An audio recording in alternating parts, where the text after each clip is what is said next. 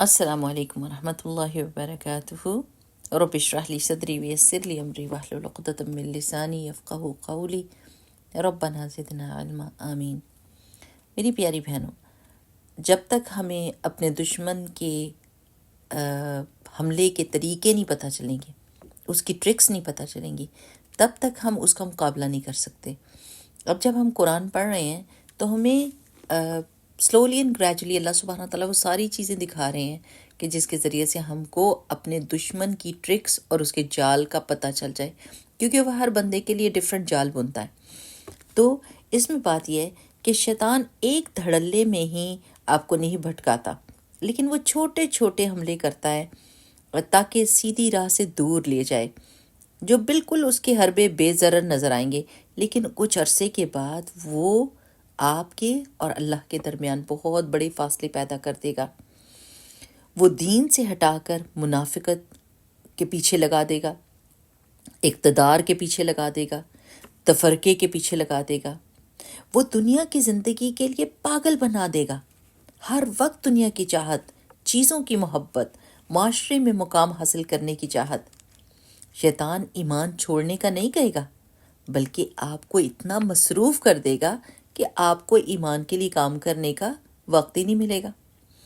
ہر وقت آپ کی زندگی میں اتنی آوازیں ڈال دے گا، social media scrolling, Netflix کا نہ ختم ہونے والا انٹرٹینمنٹ کا سلسلہ، اتنا شور کہ تھوڑی سی خاموشی بھی آپ سے برداشت نہیں ہوئے گی اور آپ فوراً شور والی زندگی میں جانے کی کوشش کریں گے۔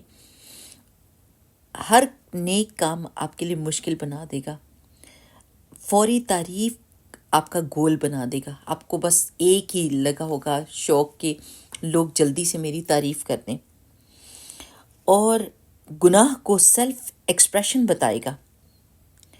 آزادی کے نام پر لوگ اپنے گناہوں پر فخر کریں گے۔ شیطان اللہ کی بات ماننے کو اپریشن دکھائے گا اور اللہ تعالیٰ سے بغاوت کو لبریشن بتائے گا۔ شیطان یہ بتائے گا کہ وہ آپ بہت عقل مند ہو، آپ اللہ کی ہر بات کو ایسے تھوڑی مان سکتے ہو۔ وہ عبادت کو آپ کے لیے بوجھ بنا دے گا، جائے پناہ نہیں رہنے دے گا۔ عبادت کے طریقے کو آؤٹ ڈیٹڈ بتائے گا۔ شیطان یہ سمجھنے کا موقع ہی نہیں دے گا کہ وہ ہمارے ساتھ کیا دھوکہ کر جا رہا ہے۔ سب سے بڑی چال اس کی یہ ہے کہ اللہ کا انکار نہیں کروائے گا، اللہ کا انکار نہیں کروائے گا، مگر وہ اللہ کو بلوا دے گا۔ ہمارے مرد سیاست کی بحثوں میں پڑے ہوئے ہیں اور ایک ہی خبر کو 1000 دفعہ دیکھتے ہیں۔ ہماری عورتیں فیشنوں میں ڈوبی ہوئی ہیں، چیک کر کر کے آن لائن کپڑے اور اس سے میچنگ جوتے اور جیولری، اور شیطان ہمارے کتنی زندگی کے لمحات، کتنے گھنٹے، کتنے دن ہمارے سے چرا رہا ہے۔ اور اس ٹائم میں ہم قرآن پڑھ سکتے تھے، قرآن سوچ سکتے تھے، غور و فکر کر سکتے تھے، تسبیح پڑھ سکتے تھے، کوئی نیکی کا کام کر سکتے تھے، لیکن چور ہمارے خزانے کو کیسے چرا کے لے کے جا رہے ہیں ہمیں تو پتہ ہی نہیں چل رہا۔ وائے ناکامی متائی کارواں جاتا رہا، کارواں کے دل سے احساس ضیا جاتا رہا۔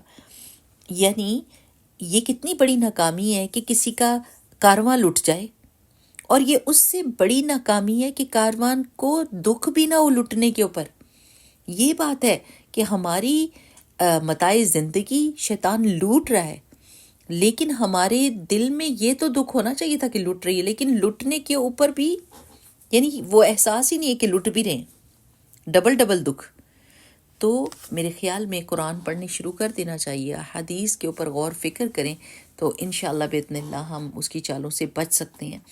بارک اللہ فیکم، سبحانک اللہم و بحمدک، نشہد ان لا الہ الا انت، نستغفرک و نتوب الیک۔ السلام علیکم ورحمۃ اللہ۔